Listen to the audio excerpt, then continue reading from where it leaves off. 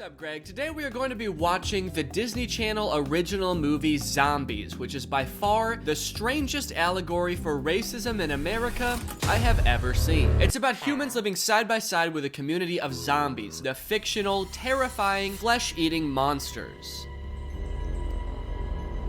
Guess which one is the minorities in this metaphor? Most Disney Channel movies start off in pretty much the exact same way. Some variation of a not so popular kid getting ready for their first day of school. There's bland pop music playing in the background, or maybe they're getting ready for their last day of school. There's bland pop music playing in the background. But this movie was actually a really nice change of pace from that. The whole intro to this movie is actually a fun little cartoon about how 50 years ago in the town of Seabrook, a power plant exploded, turning half the town's population into zombies that started killing and eating people.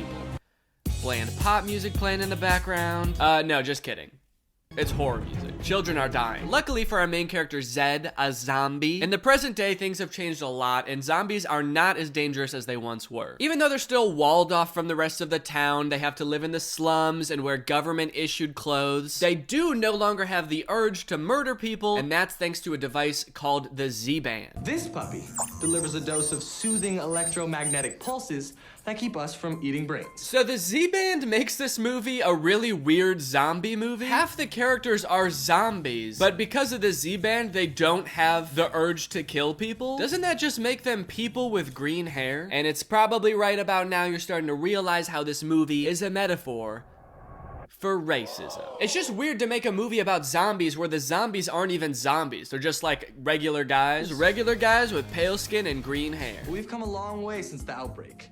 Thanks to the Z-Band. I have a lot of questions about this situation. Firstly, when was the Z-Band invented? Like, how long ago? Was it during Zed's lifetime? Is Zed the first Disney Channel original movie character to have eaten another human being? Or was that Kevin Jonas in Camp Rock? Dude was weird, I wouldn't be surprised. Zed is super excited because today is the first day that the zombies are going to be allowed to go to the human school. Today's the first day we can attend human high school. And I get to try out for the football team. Kind of fucked up they call it the human school because the zombies, as we just learned, are also humans. Also, the fact that they are just now being allowed to attend the human school does lend credibility to my theory that the Z-Band was just recently invented and Zed has tasted human flesh. He's especially excited to try out for the football team, so he's giving us a narration, he's really excited, he's getting ready for school. And I get to try out for the football team. Bland pop music playing in the background, okay. And then we meet our other main character, Addison. Hi, I'm Addison.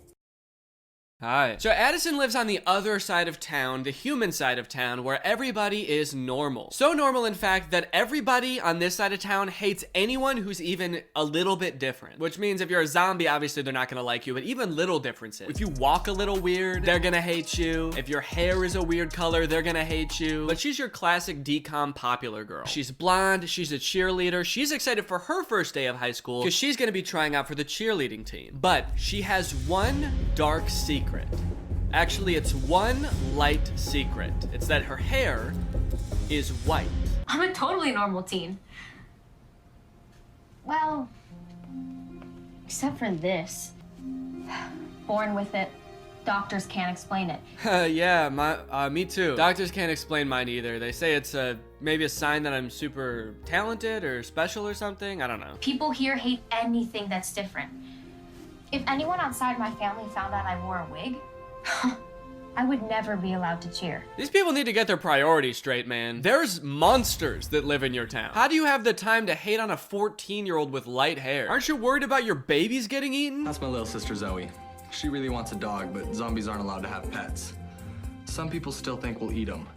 I think that's a little justified, I think. I don't know. Don't you guys eat people? So now it's almost time for Zed and Addison's first day of school, but not before. This movie surprises you with the fact that it's a musical.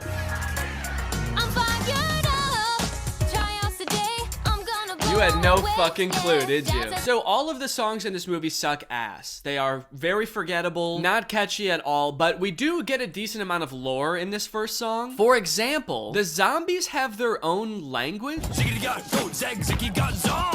He just dropped that in Zombie. Didn't the power plant accident happen 50 years ago? When did they have time to come up with a whole language? Also, there are radical zombies like Zed's friend Eliza. Let me introduce you to my friend Eliza. We'll never be accepted. Zombies need to rise up. Fight the good fight. Stand for what's right. I like this radical zombie. She's spitting facts. They do deserve to be treated better. After all, they are just people with green hair. I am kind of curious as to what she means when she says rise up. Zombies need to rise up. Fight the good fight. Stand for what's right. Fight the good fight, eat the humans, and all their dogs and cats, and their kids. This song ends with what might be the most tasteless scene in any DCOM, as Disney harkens back to historic imagery of schools in the South desegregating for the first time. You know what I'm talking about. We've all seen the pictures in the history books where there's the oppressed group and the oppressive group on either side of a fence, and they're all singing and dancing about how this is gonna be their year. Yeah, it's a fucking crazy scene, because in case you didn't catch my sarcasm, this is not at all how desegregation went. To whitewash it like it was all just people singing and dancing with a fence in between is absolutely insane. Now, you might be thinking, gross. Valid. But you might also be thinking, hey, everyone here is dancing and smiling about how great this year is gonna be. It seems like all the humans are pretty stoked to have the zombies entering their school, right? Wrong. All the humans hate the zombies. Even the cheerleaders. They're just going to school like us. Like us? Those freaks are nothing like us. The zombies have to take classes in the basement. They're not even allowed up to the actual school. And if they somehow make it up into the halls of the school, there's a zombie alarm that goes off and everyone freaks out. So I don't even understand why this scene is in the movie where everyone is so happy. All the humans are looking across the fence with hope in their eyes. Doesn't even make sense in the context of the movie. What happened between then and now? It's my time.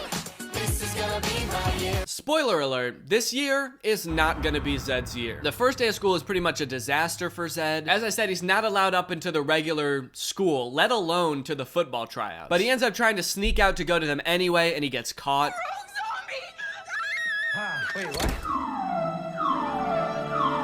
He ends up hiding in the very poorly designed zombie safe room. It's a room where you're supposed to be safe from zombies, but Zed was like, oh, zombie safe room. I'll be safe in here, hell yeah. And this is where he meets Addison for the first time. Hello?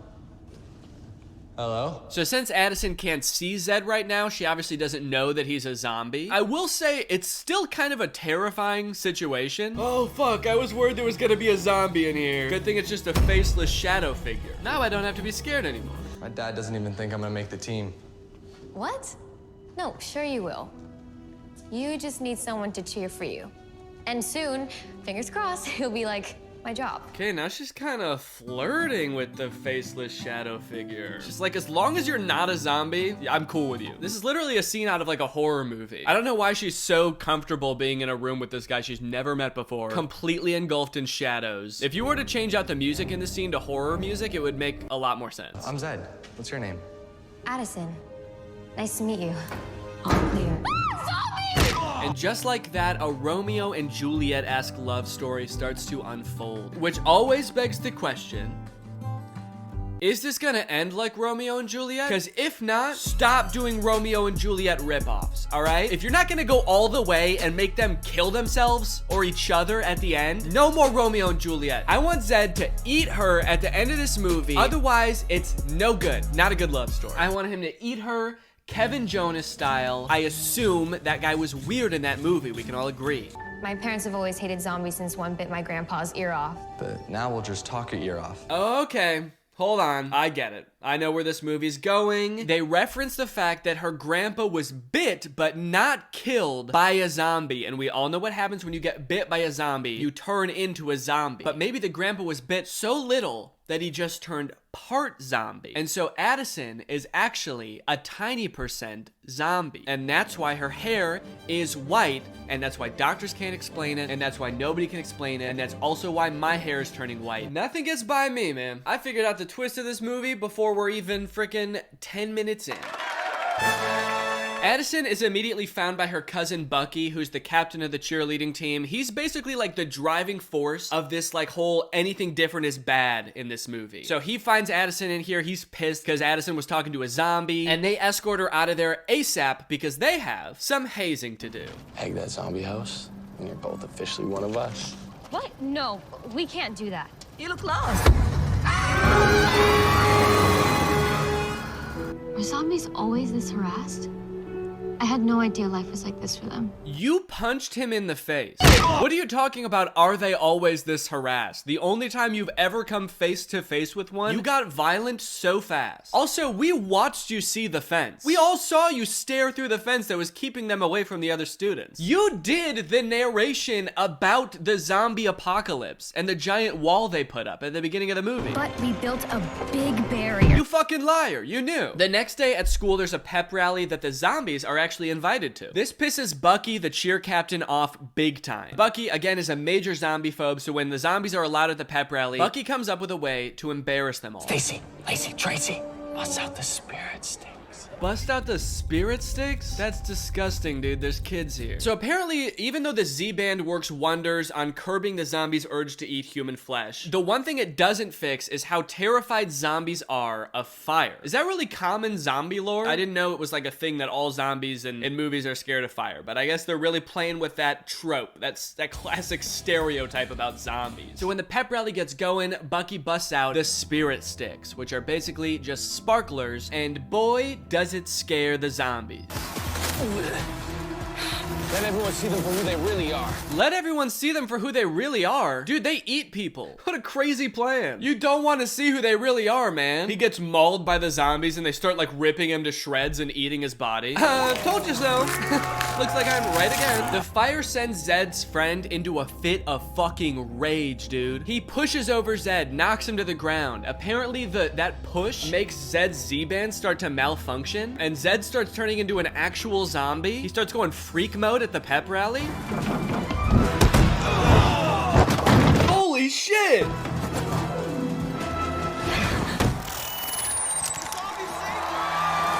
Oh, nice. Look at the crowd, dude. They're going wild. How is this a standing ovation moment? The zombies caused this whole thing, as far as anyone knows. And Zed helped, kinda. He saved one person and likely paralyzed two others. Are we not gonna talk about those two people he killed? By my math, that's a net negative. Don't clap for that. Also, holy shit, dude. Do not let this kid on the football team. If his Z-Band malfunctions that easily just by hitting the ground and he starts to turn into a zombie, do not let him play football. He's gonna eat his own team. So this scene is absolutely bonkers, and after watching it, I'm sorry, I just have to say it, and I hope you'll agree. Not only is this a bad zombie movie, it's also a terrible metaphor for racism. The best metaphor for racism that Disney could come up with is like, what if there was a group of people that we treated differently just because they look a little bit different, and also because they could snap on a dime and eat your family? That would be wrong, but we do it here in America every day. Yeah!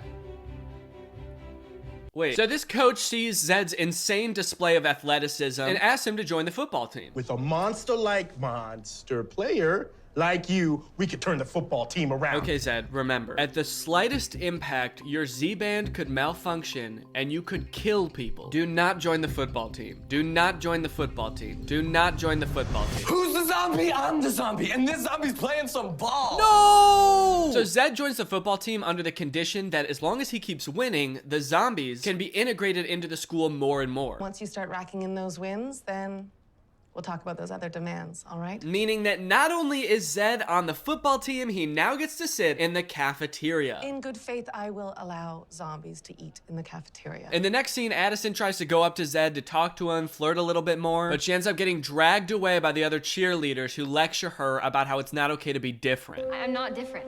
Your smile. Is that an overbite? Is one leg longer than the other?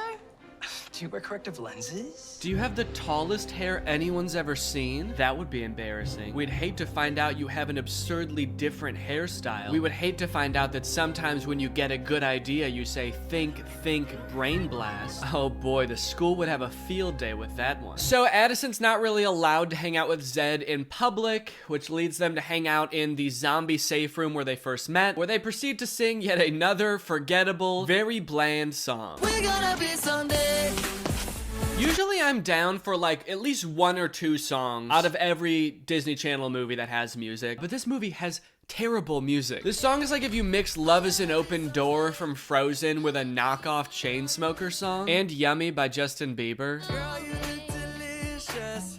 Oh, I mean gorgeous. Hey Zed, that's actually not fucking funny to joke about. You have eaten people. So it's time for Zed to play in the first football game of the season. It starts off not going very well because Zed's Z-band is just in normal mode. He hasn't activated freak mode yet, but he doesn't want to lose all the new privileges that the zombies have been awarded. So he's like, shit, what can I do? So he convinces Eliza, who's kind of a computer nerd, to hack his Z-band and turn him like halfway to full zombie.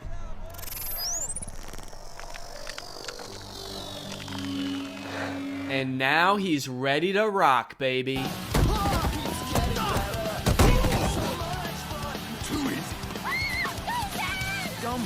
Dumb luck? Why are they surprised that Zed would be strong and fast? Isn't that why they were afraid of zombies in the first place? That's their whole thing, is that they're scary and strong. Were they saying this in the midst of the zombie invasion too? Like somebody's kid gets eaten by a zombie and they're like, dumb luck, beginner's luck. I'd like to see you do that again. And then they do it again. He is going insanely hard though. He's punching the other players. He's not even tackling them. He just murders the opposing team. Do teams from other towns know about the zombies? Because they make it seem like it's something that only happened in Seabrook. Imagine how confused you'd be if you showed up for an away game at another school and they're like, all right, bring out the quarterback, and this fucking freak comes out and starts doing this to people. It'd be like a horror movie, dude. What the fuck is wrong with that guy? He looks sick. He broke Frank. Zed's doing so good at football now that the zombies are getting all sorts of privileges. They actually take down the fence that we saw at the beginning of the movie. Wait, who the fuck is that? Who was that? What was that guy? The guy moving the fence. One of them's a zombie because all zombies have green hair. That guy is not a zombie. Later in the movie, they're like, oh yeah, that was a troll. There's humans, there's zombies, the humans hate the zombies, and then there's trolls, and everybody fucking hates the trolls, all right? Zombies at least have some redeeming qualities. Trolls have none. Trolls actually suck ass and they stink. No justice is owed to them. Even they'll tell you that they don't deserve shit. Football season continues to go great. We get the classic things are going well montage that's in every movie ever. Oh, and then Zed invites Addison to a zombie party where there is another extremely lame song, but we do get another interesting piece of zombie lore in this song, and that is that zombies are extremely bouncy. My guy is just bouncing off the floor like it's nothing, dude. He's right, I can't do that. I can't do it like he can. Such a strange piece of lore to drop at this point in the movie. The big problem is my parents won't let me cheer until they meet you. Great, so I'll just win them over with my quick wit and charming smile. They don't know you're a zombie. I'm so sorry.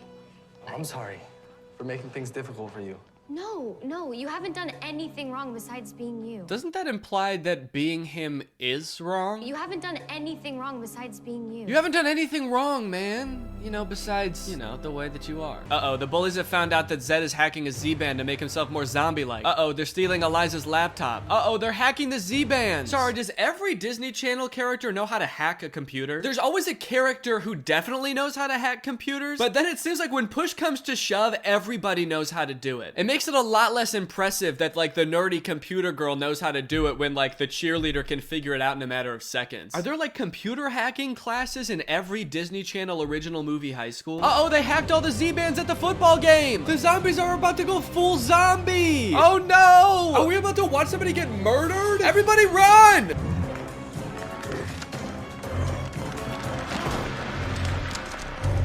Oh no, here he comes. Kind of thought he was gonna be a little faster than that. Sorry, so this is what everyone was scared of the entire time? I thought they were gonna be like 28 Days Later zombies that can sprint, or like I Am Legend type zombies. They are so slow. Just leave. How is this even remotely scary in a world where cars exist? Just run them over. So the zombies get wrangled up, arrested. This guy electrocutes them or something. I swear to God, dude, the only thing that could make this scene worse is another bland ass song.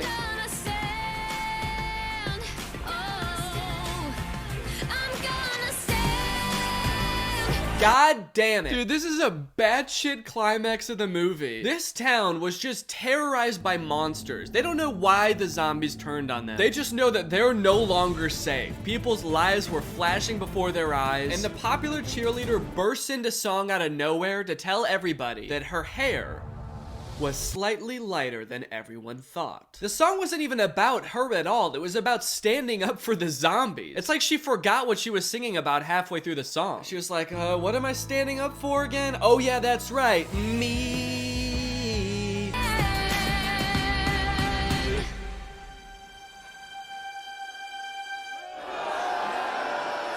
Yes, that is an appropriate reaction. Thank you. The ending of this movie kind of comes out of nowhere. The cheerleading squad is performing at some kind of state or national championship. And after the zombies get out of zombie jail, some of them decide to go to the championship to try to sabotage the cheer team. But it turns out they're so bad on their own, they don't even need to be sabotaged.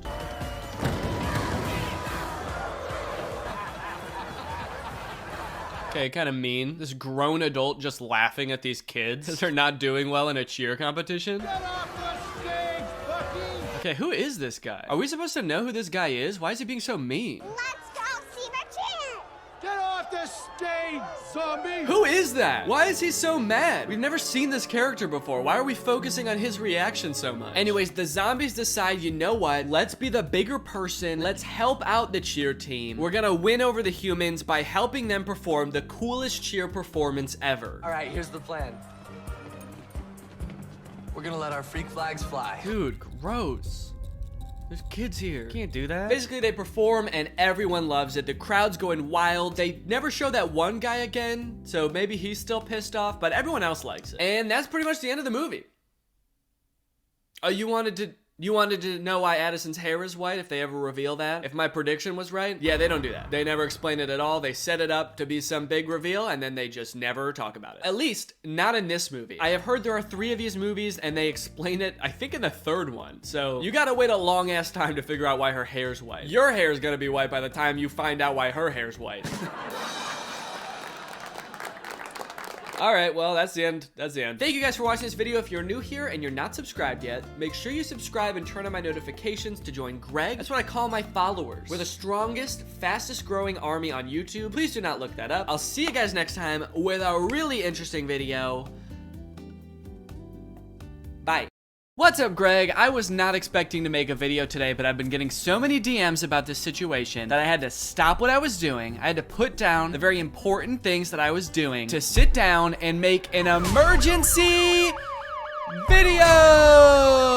This is an emergency video, folks. Literally like 90% of my DMs have been about this for the past 2 days, so I had to come on here and let everybody know that Merge Mansion, the game whose ads I've made a few videos about, has gotten Pedro Pascal in an ad. I am making this video to let you all know that Pedro Pascal is in a Merge Mansion ad. Actually, he's in 2. So you guys probably remember I made a video on this channel about Merge Mansion in the past, and then I actually made a second one on my second channel that probably not all of you have seen, when they got Kathy Bates to play the live action version of the grandma in their ads. If you don't know, Merge Mansion is like this home gardening fixer-upper type game where you inherit an old mansion, I think, and you're like upgrading it and you're doing gardening and stuff like that. But then also all of the ads have this like murder mystery element to them, and I don't know if the game has that in it. I still refuse to play the game. I'm not gonna play it. I don't want these ads to work on me, all right? My mind is an impenetrable fortress today, okay? I'm not falling for these ads. I see ads like this where a company is trying something fun and exciting, trying to shove their game down my throat, and I say, no, I'm not falling for this advertisement. I'm gonna see a commercial for Coca-Cola and then drive to the gas station and make an impulse purchase like a normal person.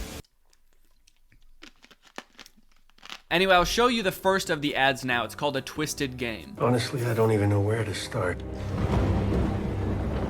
On the surface, you've got this perfectly normal family. Okay, so this ad introduces a new character to the Merge Mansion lore, which I am a little bit familiar with, honestly, more familiar than I would like. So what I know so far is that the granny has murdered somebody. I cannot figure out from the ads who she's murdered, and I don't think that it's even answered in these ads, honestly. She's murdered someone, and then her granddaughter, who is the younger woman character in this game, is like slowly uncovering clues to what's going on. Now we've got Pedro Pascal in here, and he's playing Detective Tim Rockford, and he's come in to try to crack the case open. On the surface, you've got this perfectly normal family. A young girl, her grandmother. You know, this is apple pie America. A girl and a grandma. That's apple pie America, baby. Nothing more American than a girl and her grandma. Sorry, Europeans. Sorry, anyone anywhere else in the world. Actually, I don't know why I singled out Europe. Sorry, anybody anywhere except for America. You can't relate to apple pie or grandmas. We made them up. And just like everything else in American culture, it is starting to kill people. Please help. It's like everybody is hiding something. There's no body, no smoking gun, just a lot of knives. See, this is where it loses me. The whole ad is framed as a trailer for a not real movie or TV show where Pedro Pascal is trying to figure out what's going on inside this home. I'm not sure what this lady is. I think it's like maybe a true crime podcast. So now we're not only getting like an investigation into the case, but we're also getting someone to comment on it. And then you guys are also getting someone to comment on both of those things. I like the true crime podcast element to it, honestly. It adds a fun little flair to it. What confuses me most is like, what do you mean there's no body? There's no body. Can you please explain to me what the crime is that you guys are trying to solve? Was someone murdered or not? Who was it? Just say it one time in one of the ads. Say who was murdered. No smoking gun, just a lot of knives. No murder weapons, unfortunately, just a shit ton of knives. So unfortunately, nothing suspicious has been found yet. Just a freakish obsession with knives and not cooking knives. These are knives that are sold to be weapons. There's no body, no smoking gun, just a lot of knives. The fact that she's like, there's no smoking guns, it's just knives, makes me think that by like no body, she also means like, we can't find a body. The only thing we found is this skeleton. Super confusing. I'm worried that people are gonna think that I'm like sponsored by Merge Mansion by keep continuing to make videos about Merge Mansion. I'm not, okay? I'm not gonna play this game. I would be lying if I said that my curiosity wasn't piqued at least a little bit by this ad, because I'm like, who died? Who died and how did they die? How is knives not evidence? There's knives everywhere. They find them on every surface in this house. That's not evidence? Is the investigation to figure out if there even was a crime? Can you call 911 to be like, hey, a crime happened. Can you come figure out what it is? I don't know. I feel like I've been victim to some sort of injustice. I'm not sure what, but there's knives everywhere. Please come. That'd actually be an insane new genre of YouTube videos. You've heard of BuzzFeed Unsolved? How about BuzzFeed Unfound? We haven't even found the crime yet, let alone solve it. Okay, here's the next ad. It's called Think Like a Grandma. I was finally in, but still couldn't put the pieces together. What am I missing? Crime scene? Weapon? You're missing a crime, I think. I still couldn't put the pieces together. What crime was I solving? What am I doing here? Who's this girl and this grandma? What is my job? To catch a grandma, you have to think like a grandma. Oh shit, okay, so that looks like some evidence there. A boiling pie? So maybe there was a crime committed, I admit it. Maybe somebody was murdered and then Granny made a pie out of him. Good old apple pie America, you know? You got loving granddaughter, murderous grandma, and pie grandpa. Nothing more American than that, baby. God bless America. Think. Another thing you'll notice is that Kathy Bates is not the grandma anymore. I don't know who that lady is, but that's not Kathy Bates. So they, I guess, could not afford to hire Kathy Bates and Pedro Pascal at the same time, which would be a pretty crazy collab. I guess it's probably not called collabs when it's like a movie or an ad. But this must be super confusing for the detective too. He gets pictures of all of the suspects and the grandma looks like Kathy Bates, and then he gets there and this is the grandma. He's like, okay, I was solving a murder, but now we have to solve like who you are. You shapeshifter. What are you? Think. What would grandma do? He doesn't know the crime yet. That's why he's saying, what would a grandma do? What sort of crimes would a grandma commit? Tax evasion? Turning her husband into a pie? Maybe they just live in a small town where literally nothing is going on. And so he's like, I'll put police tape up at some old lady's house and harass her. Sure, what the hell? Just try to figure out what crime she may have committed in her past.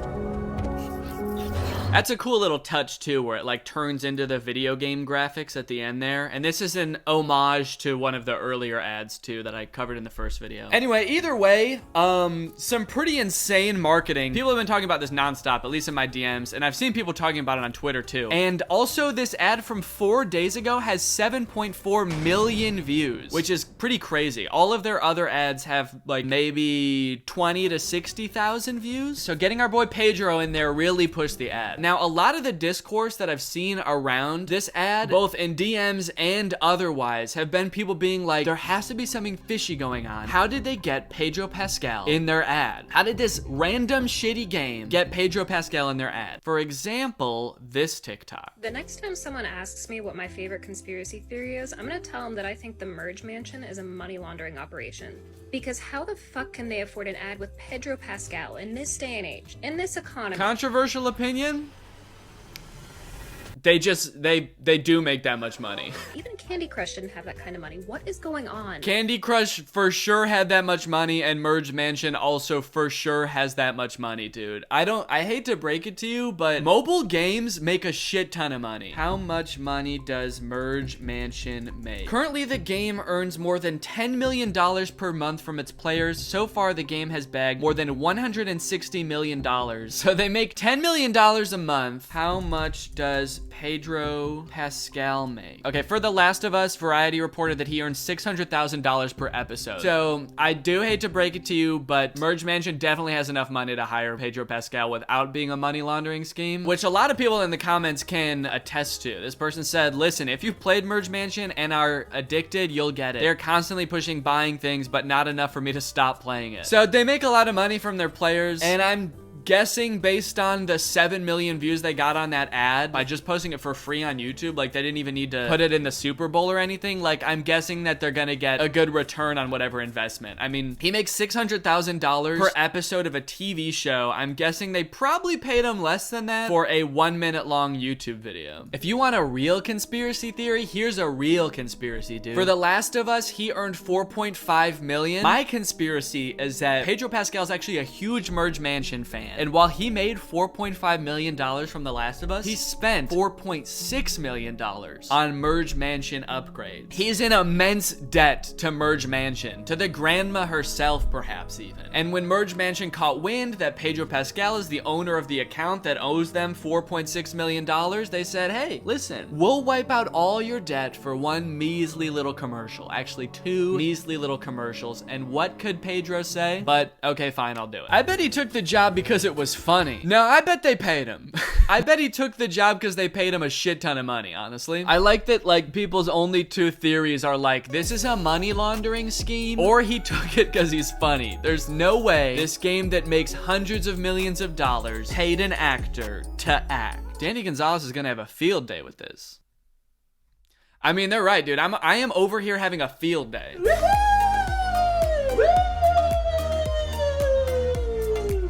What's up, Greg, and welcome back to a very special video. I have something super exciting to show you guys today because I think I have found my new favorite TV show. It's called Mountain Monsters. The reason it's so exciting and so special to me is that you guys have seen me talk about kids channels on YouTube, right? Think back to like when I talked about the Scherer family, remember? That family that was obsessed with finding like a pond monster in their pond in their backyard. Or you had those YouTubers who wanted to find the game master. They had this villain that like they were always chasing in their videos and it was all clearly fake and they never found him. And it kind of seems like they didn't really write out the script at all and they kind of just made it up as they went along. Well, I have found a TV show that is like that, but instead of on YouTube, it's on TV, and instead of for kids, it's for people who watch the Travel Channel, which I don't think is kids. But this show is legitimately like the quality of a 2016 children's YouTube channel. It's awesome. It seems like it's unscripted. They just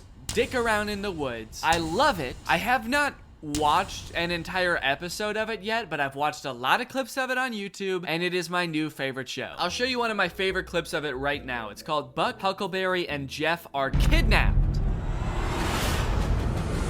We're in Wood County, West Virginia, and that road team pushed all 3 of our guys in the back of that van. Me and Wild Bill's gonna haul ass across this field and try to catch up with them. One of the only downfalls in the show is that all of the members of the Mountain Monster Hunting Squad have the thickest southern accents in the entire world. This show needs subtitles like 100% of the time, so if you're not following right off the bat, I don't blame you. Here's what's happening. So this show follows this group of mountain monster hunters. They hunt monsters in like the southern United States around like the Appalachian area. And I guess during one of their mountain monster hunting activities, Buck, Huckleberry, and Jeff, 3 members of the crew, are kidnapped by masked men. This immediately intrigued me because in this show, their only adversaries are monsters. You'll see, it's like they hunt like Bigfoot, Wolfman, Chupacabras, etc. So the idea that they're getting kidnapped by 3 men wearing masks is very intriguing to me. It's like, are they working for a monster? Are 3 like normal guys, their day-to-day job is working for a monster?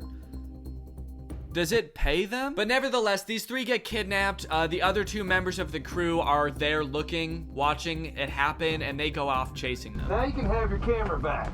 Take the hood off. You don't know where the hell you're at. You can film all you want now, big boy.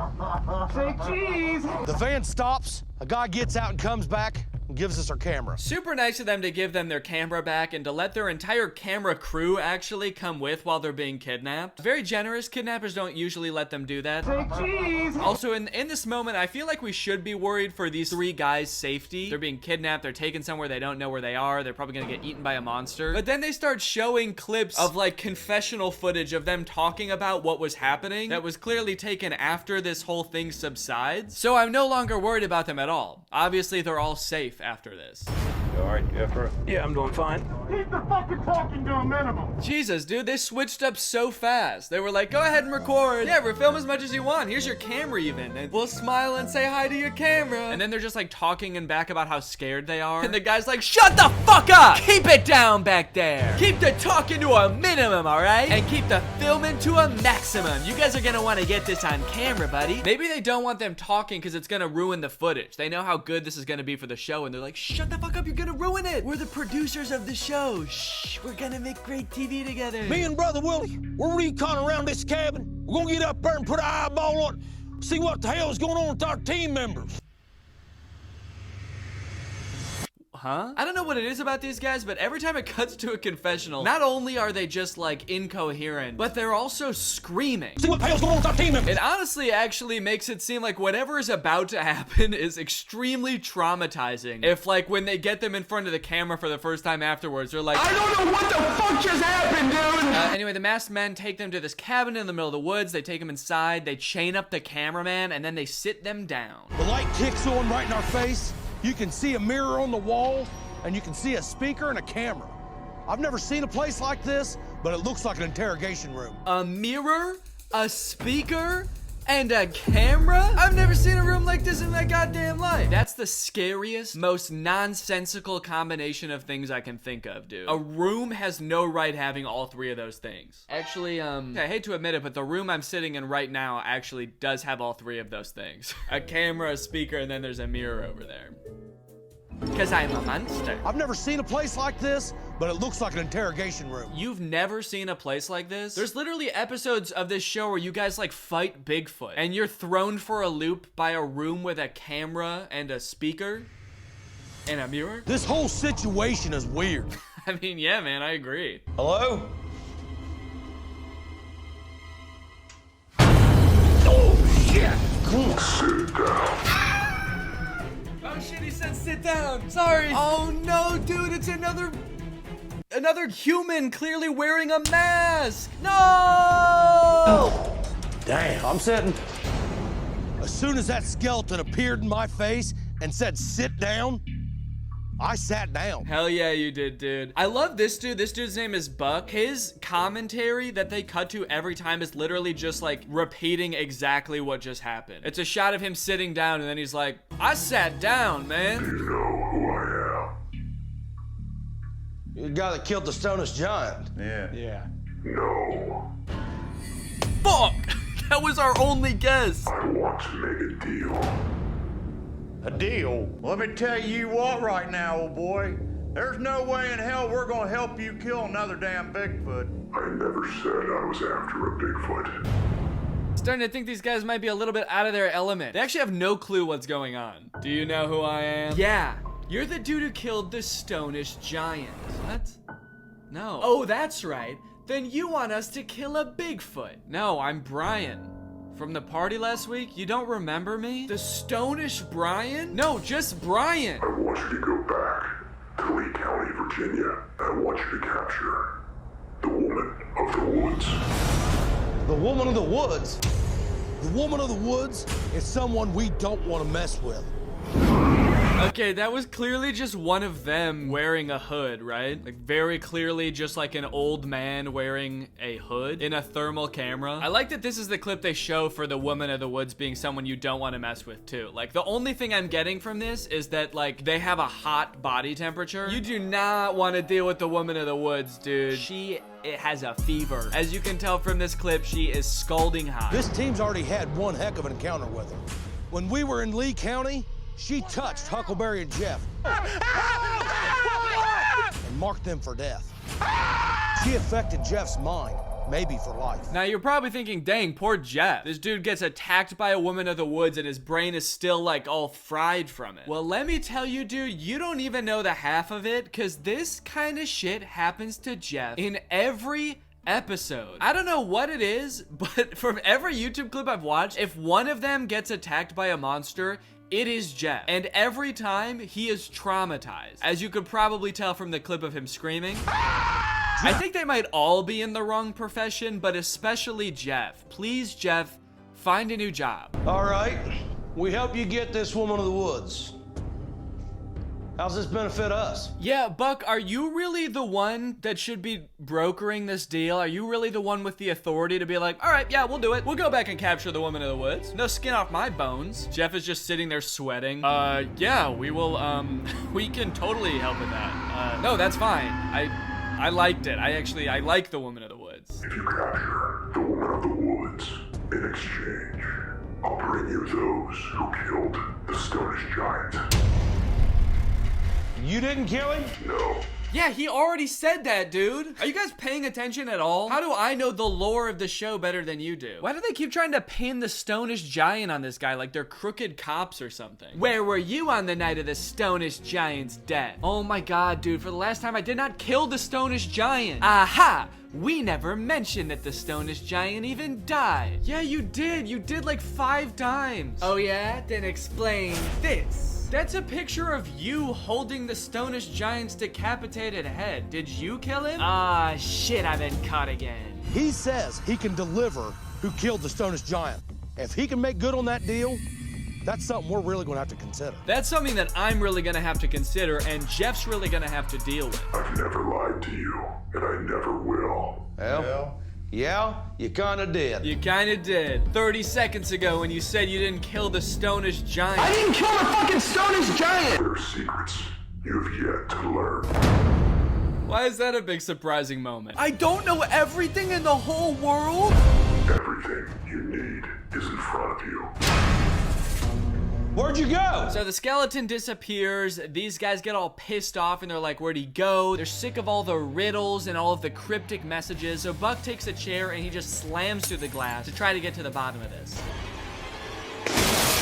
And let me tell you, nothing will prepare you for what they find on the other side of this glass. Damn. Oh my God. Holy shit. It's a hog's head. What the hell? Maybe this is crazy, but to me, if you hunted monsters for a living, like weird cryptic things like this wouldn't be that surprising to you. So I just love how surprised they are. And like the notion that this is totally outlandish, totally out of the realm of possibilities after they were just talking about like hunting the Stonish Giant. Just the fact that they found a hog's head. A hog's head? Doesn't make any sense. All of a sudden right there behind it, there's a damn hog's head. That's so true, Huckleberry, dude. That you could not have said it better. It was a hog's head. I love the sound effects in this show so much. They get so much mileage out of those impact sound effects. And I love a good impact sound effect as much as the next guy, so I really appreciate how many they were able to get out of that hog's head reveal. Damn. Oh my God. Holy shit. It's a hog's head. What the hell? Blood coming out of its nose, its ears, its eyes. What the hell does that mean? I don't know, man. Don't ask me. They go up to the hog's head. Did you kill the Stonish Giant? Then the other 2 members of the gang show up and they make their way into the back room to get a closer look at the hog's head. Holy shit. I'm telling you guys, there was someone in here. Dude, if this is the skeleton's lair, he's actually got kind of a sick setup, dude. He's got like a Pepsi vending machine fridge here. He's got a little sink in the background. Skeleton's not living too bad, honestly. Half expecting it to pan over. There's like a gaming setup. He's got one of those sick gaming chairs and 2 monitors. They're gone. There's nothing else we can do. We have a lot to fill you 2 in on. Let's do it away from here. I don't feel safe. Oh, dude, what happened? Why not? You okay? Did something happen? I don't get it. Now, you might not have realized it, but each one of the members of the team actually has specific roles on the team, as you can see in the, like, opening of the show. You got Trapper, the team leader. You got Buck, the expert caller. He might not be an expert himself, but he will definitely call one for you. You got Huckleberry, security. Can't believe that motherfucker was security the whole time, dude. What did he do to prevent them from getting kidnapped? He was sitting there with them chained up, just being like, I just gotta keep my eyes peeled in case anything funny happens. Good thing this is all very ordinary to me. Then you've got Jeff, the researcher. He's always researching different monsters, different ways of kind of healing from the trauma that his adventures have put him through. Willie, the trap builder, and of course, Wild Bill, the expert tracker. He's gonna track down the experts and then Buck's gonna call him over. Now you probably want to see them actually getting into action, you know, hunting a real monster. Because in that first clip, they were kind of honestly being hunted. So you want to see them in their element, going to investigate some kind of supernatural monster sighting. Which brings us to this clip, Fanged Creature attacks the Ames team. All right, guys, the next creature we're going to investigate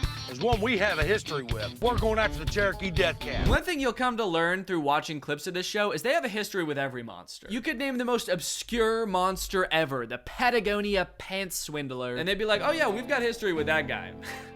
Yeah, Buck actually dated him in college, right, Buck? Yeah, you do not want to mess with him, man. He'll swindle your pants. We know this death cat is nothing to mess with. It's a huge feline, weighing in at 500 pounds. Holy shit, dude, that's what it looks like? Oh my god. Weighing in at 500 pounds. 500 pounds? This thing is jacked. Why did they make it so muscular? Look at the size of its arm, dude. The crazy thing is, if they got close enough to it with their camera crew to get a detailed enough idea of what it looks like that they could make this 3D model, why not just show the clip of it? That's what I want to see. I want to see real footage of this thing. Don't show me a fucking 3D render. Unless this was the footage that they got from it, in which case, give your cameraman a raise, dude. This is some crazy footage. Dude, I'm gonna go to a personal trainer, and when they ask me like what kind of body type I want, I'm gonna show them a picture of the Cherokee Death Cat. Yeah, I want arms that are sort of like 3 feet wide, and I want spikes coming out of the front of my face. Basically, just make me an abomination. Just make me a horrific, unnatural entity. Well, Bubba, we heard you had a pretty interesting encounter out here. Well, yeah, we did. So when we're coming out of the woods, I was along about that tree right back there, and Dad was in front of me on that little bank, and he just stopped dead. And he said, did you see that? And I said, see what, Dad? And he said, that big cat. And he said, son, that cat was 8 or 9 foot long. Said it was huge. Daggone. 8 or 9 feet, man. Dude, if that cat they showed was 9 feet long, that's so big. I'm sorry, Buck, Huckleberry, and Jeff. You do not stand a chance. What are you gonna do? A 500-pound, 9-foot-long demonic lion? What is your plan? This dude, Huckleberry, is not enough security for you guys. You're gonna need more than Huckleberry to protect you from a 9-foot-long lion. And Dad said leapt through the air and hit right there on that bare spot on that tree. Okay, so the story is that this lion jumped from this log all the way over to that tree, somehow landed in this tree without snapping it in half, first of all. And his dad saw it and he didn't? How do you miss that? If anything, you would at least hear it, right? You would hear like the loud thud of a 500-pound creature slamming into a tree. What were you doing when this happened? I'm interested to see how far it is from that log up to where it lit up in that tree. That's a pretty long shot. I want to get a measurement and see exactly how far this big cat jumped. That's right, Buck. That is what you did. Good memory, man. These big predator cats, they don't fool around. This thing could be on top of you before you blink your eyes. You're done. Something big's been through here. What's your solution to that? He was like, man, this thing could snap my neck from behind and I would never even know it was there.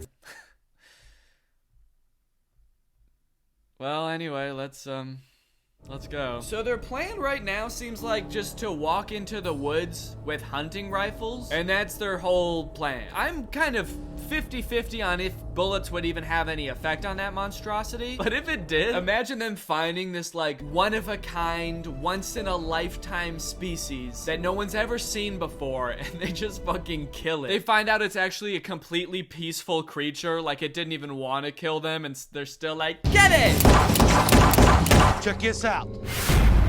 There's a pee post. This is fresh pee, dude. We just found a scent post. You can see claw marks almost 7 feet in the air and fresh urine at the base of the tree. This has to be the death cat. It does? The only thing I can think of that can scratch and pee is a death cat that no one has ever seen before. Okay, guys, warning, here comes another oopsie daisy, we traumatized Jeff moment. So the other two guys, Buck and Huckleberry, start to walk off into the woods, not realizing that Jeff isn't with them. Jeff, meanwhile, is still staring at the tree that has claw marks and pee on it, like he just realized that there was a claw mark and pee on it. Hey guys, there's claw marks on this tree. Yeah, Jeff, they all saw that already, man. They talked about that like 5 minutes ago. You were also standing right there, so I don't know how you didn't see that. Jeff is useless, man. I'm starting to think that actually the other people bringing him along is actually a little more nefarious than I first thought. I think his purpose there is to be fed to a monster. I think they bring him as bait. They've kind of realized that monsters sort of gravitate towards him. He must just have that kind of energy that like monsters want to hurt him. So they just bring him along to like attract the most horrid things on the earth. Anyway, Buck and Huckleberry walk out of sight, and they're walking for a long time before they realize that Jeff is gone, and then Jeff starts hollering from within the woods. Jeff! Jeff! Here's the tree we left him at. He's not here.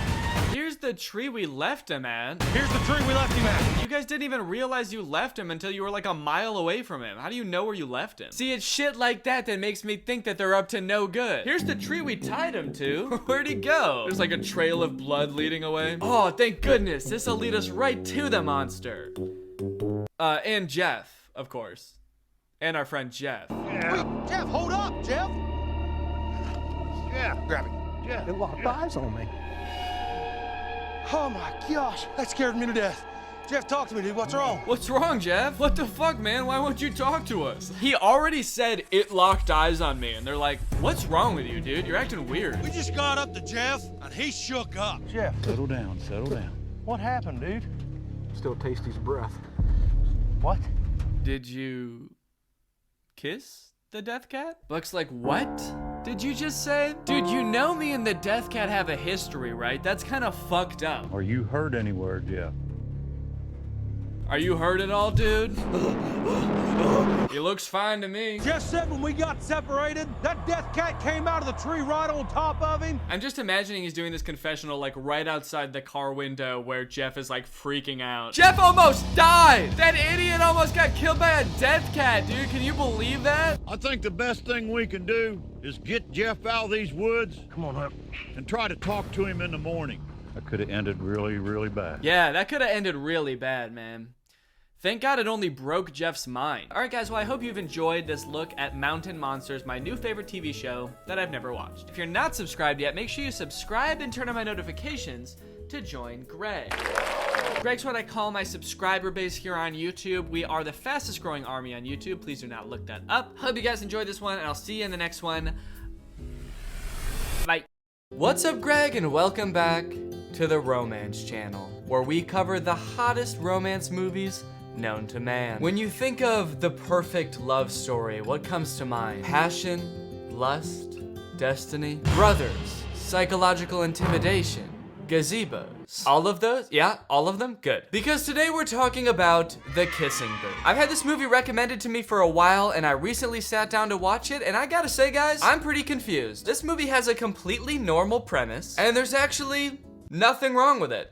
It's not weird at all. Guys, don't we all have a best friend? And don't you and your best friend have a written, strict set of rules that you guys follow to maintain your friendship? And isn't one of them, don't fuck my brother? Do not have sex with my brother! Of course, so see, I don't know what the problem is. Just don't end up grinding coochies with my brother, or I'll literally never talk to you again. Grinding coochies?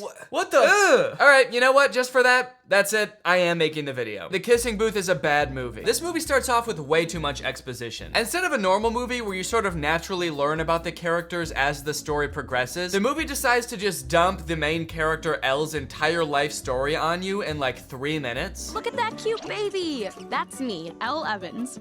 And the smelly, less cute baby right next to me, that's my best friend, Lee. Okay, Elle and Lee are best friends. Good to know. For as long as I can remember, Lee and I have absolutely loved to dance. Okay, they like dancing at the arcade. First Christmas I remember, I was 6. I got a Barbie dance party. Lee got a scooter. Broke my leg riding Lee's scooter. Okay, Lee got a scooter and you broke your leg. Actually, should I be writing this down? Learned how to ride a bike. Learned how to swim. Okay, she knows how to swim? I feel like I would have just assumed she knew how to swim. Got my first bra. Discovered I like soccer. Discovered a way to get to our favorite place to dance. Okay, all right, okay. I think it's too much information, right? There's no way all of this information is necessary right at the beginning of the movie. It's not. It's almost all unnecessary information, actually. And by the time I finished watching this intro, I felt like I had already watched like 10 movies. I still have to watch another movie after this. I've watched like 3 people grow up from being a baby. Before the movie even starts, you watch Elle's mom slowly die in the hospital. Sat with mom in the hospital.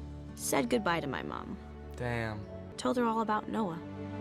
Watched Noah ride his motorcycle for the first time. Oh, hell yeah. Mom or motorcycle? I think we came out all right on that deal. Did we need to see the mom die? Did that have to happen? They barely reference it in the rest of the movie. Did they have to just rapid fire through that? I guess it gives you a reason in the movie, like right off the bat, to be rooting for Elle, because you've seen her go through some hard times. I guess later on in the movie, if you ever start to feel like she's being an asshole, the movie can be like, hey, well, her mom died, all right? So take it easy with the judging, okay? Pretty much all you need to know from the intro of this movie is that Elle and Lee are best friends. You know because they pretty much have the same letters in their name. And Elle has a crush on Lee's older brother, Noah. Noah is established as being irrationally angry and violent in the intro as well, so what's not to love? And that's me today. Savoring the last fleeting moments of summer at Lee's totally awesome house. How do they go through that long-ass intro and never once explain why Lee lives in like a $50 million mansion in LA? We learned so much we didn't need to know, and they don't explain like the very first thing I have a question about when the movie starts. Hold up, why are his parents billionaires? We're just supposed to accept that? Elle ends the introduction narration and is like, well, other than that, I'm just a normal girl with some normal friends. I know what you're thinking. Noah Flynn is stupid hot. Lee and I developed a list of friendship rules. Lee was responsible for rule number 9, which specifically states relatives of your best friend are totally off limits. So there's those rules I was talking about. They have this list of rules that they can never break because they're the things holding their friendship together, and one of them is, hey, do not have any romantic relationship with any of our relatives. What an ass. I know.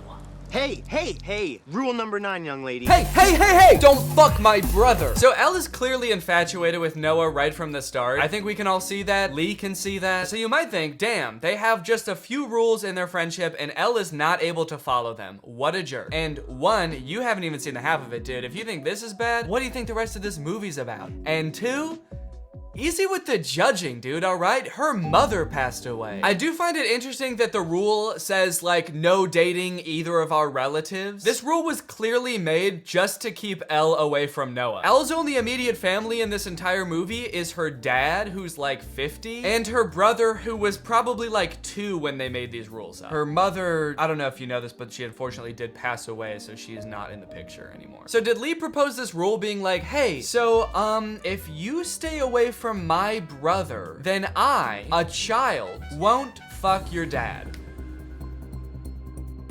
Deal? One day while getting ready for school, Elle rips her pants and has to wear the only other option that the uniform allows, which is her skirt, which is a little bit too short for her comfort, and she ends up getting groped by a jock. Luckily, Noah, who we've established as being very violent, jumps in to beat the shit out of the jock.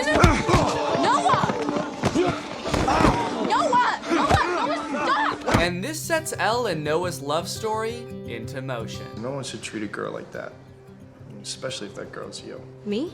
Yeah, it's like those guys who are trying to get in my little sister's pants, which is super gross. So Noah is the main love interest in this story, and they start out by establishing that Noah sees Elle as a little sister to him. Pretty interesting. And I do wonder how they're gonna get around that if he is to be her love interest in this movie. So the reason this movie is called Kissing Booth is because Elle and Lee run the dance club at their school, which they never actually show, but I think it just consists of them going to the arcade and playing Dance Dance Revolution, which, if so, is a sick idea for a club. But their school is having a carnival, and their dance club has to come up with like a fundraiser to do at the carnival. Okay, do you think Mia would like this one? Because I think it makes my eyes pop, and I really want to kiss her at this party on Friday. I really think Mia knows who you are?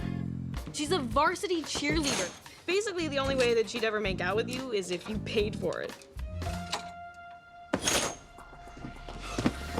Kissing booth! Oh, shit. I love how they both say it at the same time. That's such a specific suggestion. It's almost as if they've done this before and they think of kissing booth as like the solution to every problem. Her mom was in the hospital earlier and Elle's like, damn, if only we could heal my mom with some kind of kissing booth! The doctor's like, you two need to get the fuck out of here.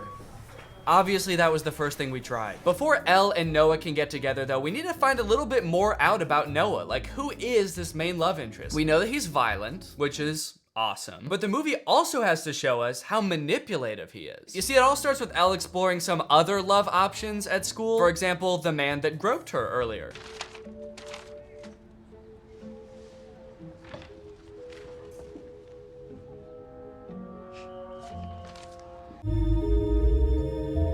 Turns out he wants to go on a date with Elle, he wants to get her number, but he ends up standing her up, or so it seemed. Flynn told me that it wouldn't be smart if I showed up for a date tonight. Oh, sorry, so Noah goes by Flynn for some reason, like all of his friends call him Flynn, so when they're talking about Flynn, they're talking about Noah, just so that makes sense. And it's not just me. He's been going around telling all the guys not to ask you out for a while now. What?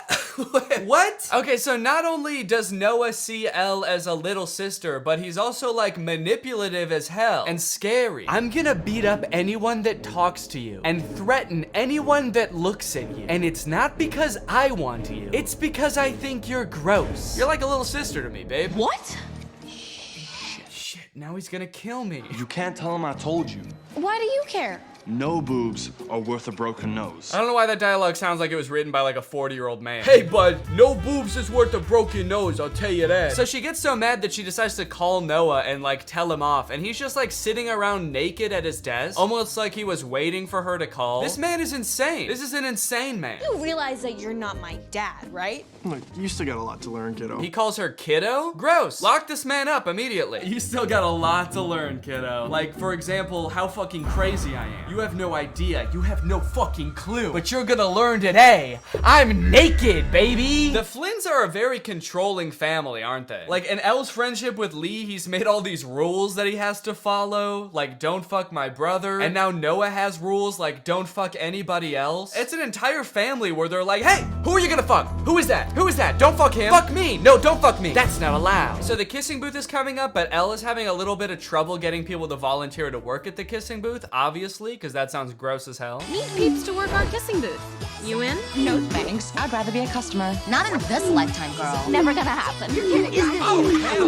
It seems like she started texting people that don't even go to her school. This guy? This like bald middle-aged man? Is that a teacher? Whoever he is, he thinks that it's hysterical that she would even ask. She's got Abraham Lincoln in here, Frida Kahlo. This girl has quite the contacts list. I do respect Abe for his honesty though. You know, I guess that is what he was known for. But I understand his reservations. He has not had good luck with booths in the past. After a few more uncomfortable scenes of Noah protecting Elle from herself, it's time for the kissing booth. Since they're short on volunteers, when it comes time to actually do the kissing booth, Elle ends up having to step up to the plate, and Noah, our sweet, violent Noah, decides, you know what? Fuck it. I'm going in. Swimming in stars.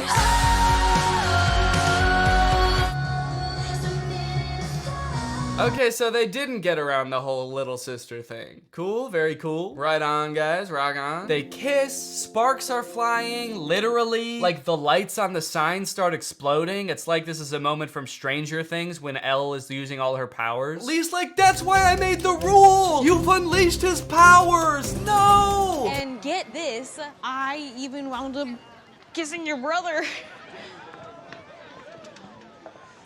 What? It's for charity, right? Yeah. Just don't end up grinding coochies with my brother, or I'll literally never talk to you again. Grinding coochies. Yeah, cool, man. Anyways, time to run home. Ah, what a lovely day for a run. It's only 12 miles, and this is a pretty normal thing for someone to do. As I ran home, I wondered if our kiss meant anything to Noah. If I meant anything. After he physically threatened any mortal man with a vague interest in you and then kissed you so hard that the lights exploded? I don't know, Elle. I don't really think you're on his radar. How about a ride? Come on, Shelly. You know my mom will kill me if I leave you out here. Yeah, Elle, he's just doing it because his mom would kill him if he didn't. So just get on his motorcycle, let him take you to his sex gazebo. That's right, baby, Noah's got a sex gazebo. And apparently he takes a lot of girls there. Security. Oh my god. Why was that initial voice so low? Security. It's like a monster. Security here. You must answer these 3 riddles or I will eat you. Is that you, Flynn? I thought I told you not to bring girls around here anymore. Oh, is that just Noah? Locked another girl in your fuck shed, huh? Let me guess, he made the lights explode for you too. All right, guys, that's enough. Get out of here. So they end up not talking for a while after that. Elle is pretty pissed because she feels like just another one of Noah's hookup girls, you know? But you guys know Noah, man. You can't stay mad at him for long because he'll find you. You know? He'll find you. You know what you need? Hot tub. Come on. Oh, no, that's okay, Warren. Come on, Evans, it'll be nice. No, Warren, it's Evans, okay. come on. Warren? Don't make me beg. Warren, I'm not Come on. feeling well. Warren, I said no, Warren. Where the fuck did he come from? Was he just lurking beneath the sand to jump out? Don't make me beg. Ah, she said no! Leave her alone. Noah's a really confusing character in this movie because they kind of portray him as this like popular guy that gets all the girls. Whenever he's not talking to Elle, he's like making out with some other girl or like talking to the popular cheerleader girls or whatever. But he like, other than that, doesn't seem to have any friends or like a social group. The only time he interacts with the other guys in his grade is to threaten them, apparently. For this entire party, before this happens, they just show him kind of like lurking alone in a corner until something happens to Elle and then he goes goblin mode, which apparently she's pretty into. Elle, wait! Please get in the car, Elle. Get in the car, Elle! I mean, how can you say no to that? After that, she takes him back, of course, and they go up to the Hollywood sign to talk, and then they grind coochies or whatever. How many girls have you made out with in this spot? I only come here alone. Until now. The Hollywood sign at night. You guys ever been to the Hollywood sign at night? Great place to make out. Great place to get eaten by coyotes, too. I feel like a lot of people don't realize the Hollywood sign's like in the middle of a nature preserve. I think there's like mountain lions and shit up there. A coyote comes out from behind the Hollywood sign and is like, fucking by the Hollywood sign again, huh, Noah? This man's got some game. All right, guys, get out of here. I'm gonna have to eat your asses. I love that his secret spot to come and be alone is the Hollywood sign. Yeah, don't worry. I know a little place where we can be alone. It's called Times Square. We'll have a little more privacy up there. From there, their relationship blossoms. They go on dates all over town. They're sneaking around, trying to make sure Lee doesn't catch them. Nothing to see here, just 2 people with popcorn buckets for heads. So, Ivy League school, huh? It's not a big deal. Which school? Harvard? Are you shitting me? Yeah, well, his parents are billionaires, so it's not that amazing. They probably just like bought a new building or something, you know? Well, it looks like they're doing a pretty good job of not getting caught by Lee. Hey, Noah, have you seen Elle? Shit. What's going on in here? Jesus, what happened to your face? Oh, I had an accident and Noah offered to help. Did you do that to her? Okay, I know that Noah's violent, but like, come on. Did you do that to her? Yeah, dude, your friend came over and for no fucking reason, I just punched her square in the face and then immediately sat down facing her to start cleaning the wound. Hey, no.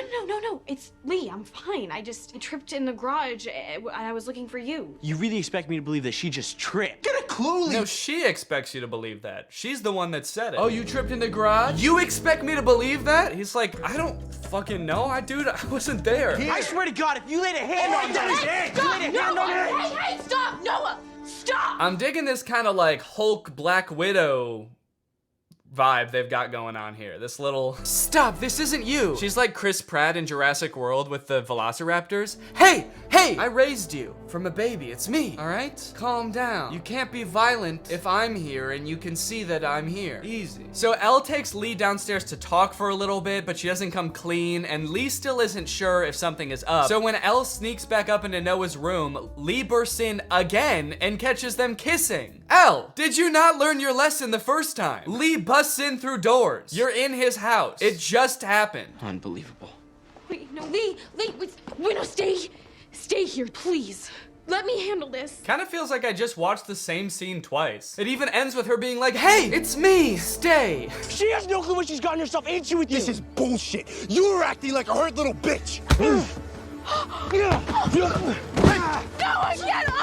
Noah's like, I would get off of him if Elle was here, but I can't see her right now, and I can't see who's telling me to stop, so I'm gonna fucking kill him! There's a lot of fallout from this interaction. Noah, like, skips town for a few days, and Lee doesn't want to talk to her anymore. Eventually, Noah comes back, and instead of coming to see Elle first, he goes to see Elle's dad to kind of, like, ask for advice and ask if it's okay if they date. Where have you been, Noah? The actor who plays the dad feels like he's from a completely different movie. Everyone else in this movie are these like beautiful, like model actors. This guy looks like he's from like a crime drama or something. He's a lot more like rough and rugged. He's very sour and sad. I guess his wife did just die, but that's pretty much seems like his entire character. He's not even like wearing the same type of clothes as the other characters. There's another scene where like all the other adults are wearing these like nice suits and he looks like he just like rolled out of bed. Everyone else in this movie's like, what are we gonna do? We gotta not break rule number 9 and oh, this is so hot and fun and sexy. And he's like, every night I stare at my reflection and I don't know who I am anymore. Every time I look into your eyes, I see my dead wife. I can't say I support the two of you. I can't. But it's gotta be Elle's choice. The dad's basically like, honestly, I don't care. You're not asking to date me, are you? I'm basically in my own movie over here, so I don't know why you even came to ask me. He looks like a detective in a gritty crime thriller. I don't know about you dating Elle, but I am investigating a series of murders that have taken place in a gazebo nearby. You wouldn't happen to know anything about that, would you? All right, Elle and Lee eventually make up and become friends again, but Elle doesn't want to take Noah back because it's just made everything so complicated in their friendship. Why should I? Because I love you. I love you, Elle. I mean, you're my little sis. How could I not? So Noah decides, okay, Elle doesn't want me anymore. I'm just gonna leave for college tonight. I'm gonna head there right now. But Elle decides she wants to make up with him. And at their big summer birthday bash, that's like a costume party, Lee finally comes around and decides, you know what? You can date him, fine. He's going away to college. You'll probably never see him again anyway. So sure, I'll allow it now. I have to find him. Like now. It's okay, I'll help you find him, okay? Meet you outside in 5. So Elle and Lee set off to go find Noah. Thank you for doing this, by the way. Gotta find him and tell him how I feel. You just did.